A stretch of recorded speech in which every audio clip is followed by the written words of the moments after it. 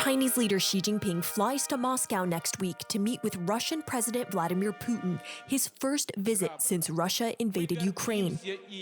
It's a powerful show of Xi's emboldened diplomatic ambitions and Beijing's support for Moscow.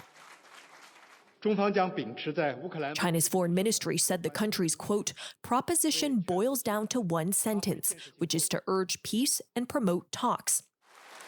Beijing has tried to present itself as a neutral peace broker on Ukraine, publishing a position paper last month calling for a political settlement, and casting Xi as a global statesman with fresh momentum after helping Saudi Arabia and Iran broker a historic deal to restore diplomatic ties.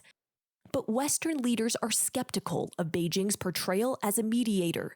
Xi and Putin declared a no-limits partnership last year when Putin visited Beijing for the Winter Olympic opening ceremony. Xi has met Putin in person 39 times since becoming China's leader, even exchanging gifts, including pandas. China has refused to condemn the invasion or even call it an invasion. Instead, Beijing has parroted the Kremlin's misinformation while blaming NATO. On China's heavily censored social media, it's all hearts and thumbs up emojis in response to the government's official post about the state visit, with comments like, "Hope Russia will win soon," "Hope there will be world peace," and "Long live China-Russia friendship." Beijing has also strengthened economic and military ties with Moscow by boosting trade and holding frequent military exercises. Western officials have raised concerns that China may be considering providing Russia with lethal military aid. Beijing has denied the accusation.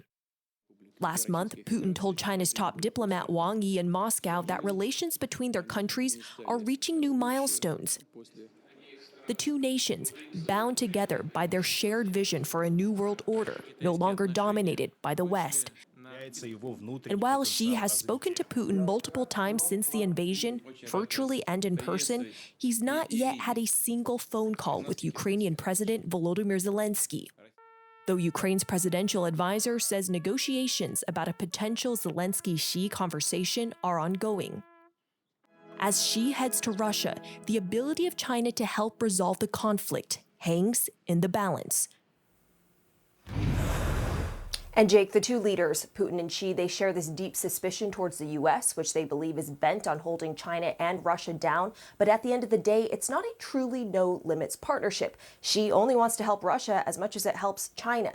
Now, if Xi Jinping does end up speaking with Zelensky, that could help Beijing repair its relationship with Europe, which Xi does not want to align too closely with the U.S. on restrictions targeting China. So Xi really wants it both ways here, a relationship with Russia and to be seen as this responsible global leader. Jake. All right, Selena Wang, thank you so much. Today, the Kremlin is dismissing the ICC arrest warrant for Putin as, quote, outrageous and unacceptable. Let's bring in CNN's Fred Pleitgen. And Fred, did Russian officials, do they deny the charges against Putin and the top official that they forcibly remove kids, some of whom have parents, from Ukraine? Hi there, Jake. Well, they're certainly not denying that they're taking children from Ukraine. However, the way the Russians have been framing it, and you're actually right, they're making a pretty big deal out of it and actually putting it out there on TV, claiming that they're actually saving and helping these children. One of the interesting things that I actually just heard a couple of minutes ago, and I was messaging with the spokesman for the Kremlin, with Dmitry Peskov, and I asked him, look, do you think that this could cause problems for Vladimir Putin when he tries to travel internationally or generally internationally? And his response was sort of trying to brush all of this off just a couple of minutes ago. He was telling me, let's not overestimate the importance that this body, meaning the International Criminal Court, has internationally. As you said, of course, the Russians are saying that they don't recognize the jurisdiction of the ICC. However, it is indeed the case that the Russians have been putting it out there on TV that children are being taken from Ukraine and are being brought to Russia. In fact, just a couple of weeks ago, Vladimir Putin was on TV with the chairwoman of the Children's Commission in Russia, who today was also part of that indictment as well, who's also been indicted, where there's a warrant out for her as well. And she herself said that she had taken in, as she put it, a child from Ukraine, a 15-year-old, she said. The Russians are claiming that these children are orphans. The Russians are claiming that it's something that they think is a service to these children, that's helping these children. Obviously, what we're hearing from the ICC is very different to that. They are saying that this is essentially a forced deportation of these children. And of course, speaking to some folks in Ukraine, as we have been over the last couple of weeks, the last couple of months, there are actually parents still in Ukraine whose children are still stuck in Russia in some cases with families that they don't belong to. And people are having trouble getting these children back. So the Russians definitely not hiding this. However, the Russians obviously saying that there's nothing criminal in their minds, at least, about this, despite the fact that you have this ICC warrant now in place, Jake. All right, Fred Pleitgen, thank you so much. Joining us now to discuss, White House National Security Council spokesman John Kirby. Admiral Kirby, do you think President Putin will, realistically speaking, ever actually face accountability in front of the International Criminal Court? I think that remains to be seen, Jake. I don't know that we can define what the end state's going to look like here. And as you know, the ICC, the prosecutor there, he's an independent actor, and they'll have to work on the evidence that they have before them. What I can tell you is a couple of things. First, we're going to stay committed to helping Ukraine as they document and analyze and preserve the kinds of evidence of the war crimes, the atrocities, the crimes against humanity that have occurred inside Ukraine at the hands of Russian forces. And number two, that we are not going to back off our belief that accountability for these war crimes has got to be had, however long that takes. So, theoretically speaking, if Putin were to go to the G20, or if Putin were to go to the United Nations General Assembly, let's just do the General Assembly one. The U.S. is not a signatory to the ICC, so the United States is not under any legal obligation to detain Putin and hand him over to The Hague. But would the U.S., if Putin comes to the United States for the UN General Assembly, would President Biden tell law enforcement to nab him and turn him over to the ICC? We obviously want to see any perpetrators of war crimes held to account. I'd rather not get into a hypothetical situation about whether he'll come to travel here to the United States. I find that very, very unlikely.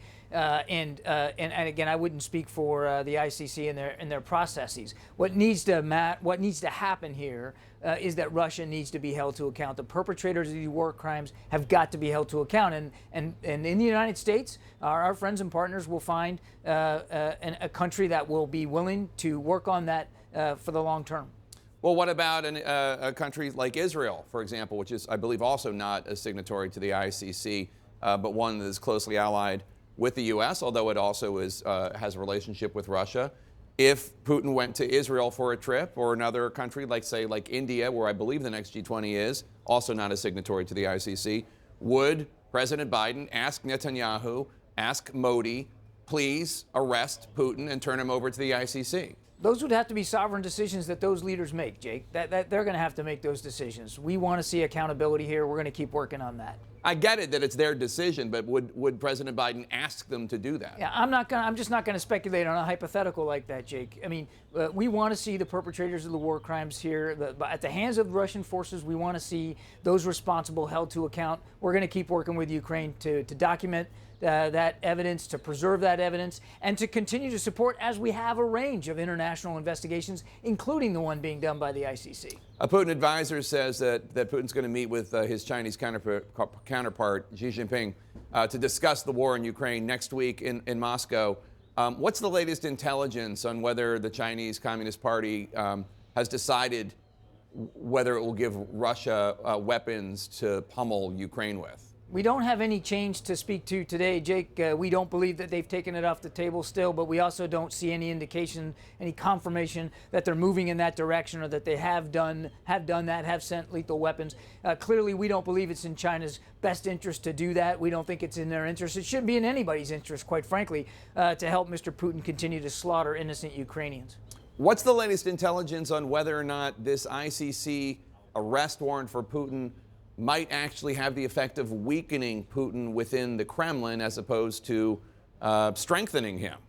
I haven't seen any intelligence since this announcement this afternoon that would lead us to those kinds of conclusions. I mean, they just now laid this out there publicly, so I just haven't seen anything that would point us in one way, direction or another. I think it's important to remember, though, you talk about weakening. Russia is clearly weaker now than it was a year ago, at least militarily speaking.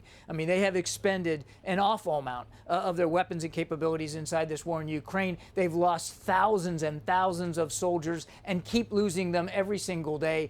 Mr. Putin has achieved exactly none of the strategic objectives he set out to achieve a year ago, and the Ukrainians have now clawed back more than 50% of the territory that the Russians first took in those first couple of weeks of the war. So there's no doubt that Russia is suffering from this war, and the Russian people are too.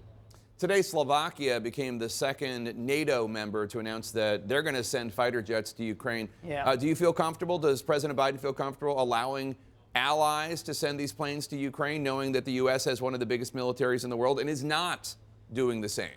It's not about us allowing them, Jake. This is a sovereign decision that Slovakia is making, Poland's making, and we respect that. The whole idea, the whole fight in Ukraine is about sovereignty. It's about independence. It's about a country's ability to make its own decisions, and Slovakia and Poland have that right as well. We respect those sovereign decisions. Both of these countries have been helpful in supporting Ukraine, and the more we can all support Ukraine, the better that Ukraine will be, and hopefully the faster this war will end.